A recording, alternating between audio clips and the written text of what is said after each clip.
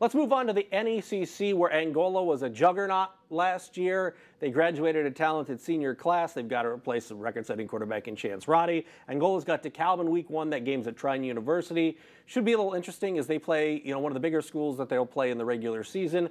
How do you see this season playing out, and are they the team to beat? Because Garrett is always good year in and year out when you take a look at some of the bigger schools in that conference. I think Angola is still up there because Garrett, I think, have a very young roster. They're really going to have to rebuild there. May take a couple weeks for them to really play some Garrett football.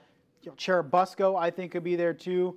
They're just so low in numbers. Even they have enough to compete, but we're talking Bishop Luers.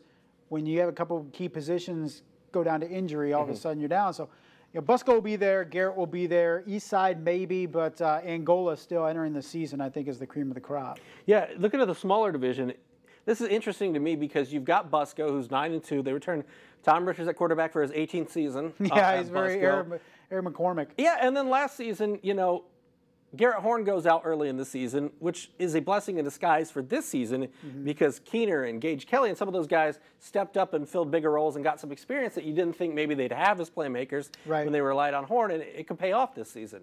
Yeah, and it's always difficult dealing with their offensive scheme, obviously, with the bone that they run. So a little bit different, a little bit crazy schematically, but Busco's always going to be there under Coach Paul Sade.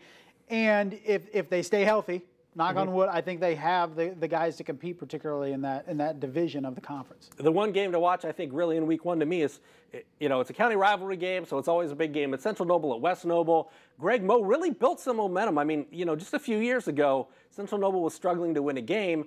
They beat Busco last year. Greg Moe had things going. He is no longer the head coach. Trevor Tipton, a familiar face to Central Noble fans. Takes back over, yeah. Takes back over. Can they keep it up?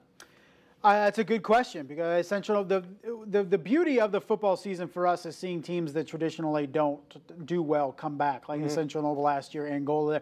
Can they stay there? Can they elevate their game and stay there consistently? We've seen it in the SAC in years past. Wayne makes a run, Northside makes a run, but they always drop back down. But staying up there is the real challenge. So Central Noble, that's the big question for them. Starts again week 1 against West Noble. Final question, what are you most looking forward to about the 2018 high school football season? I'm really looking forward to, I think, some of these teams that traditionally have not been very good stepping up. There has to be an Angola in there. There has to be a Wayne in there. Somewhere where they're traditionally not good that are going to make a run. We always talk about the NE8 being the big 3. Can somebody crack in there? Can somebody knock off Snyder in the SAC? And again, with Woodland, can somebody consistently outside Adams Central knock them off? So that's the big question, and looking forward to it.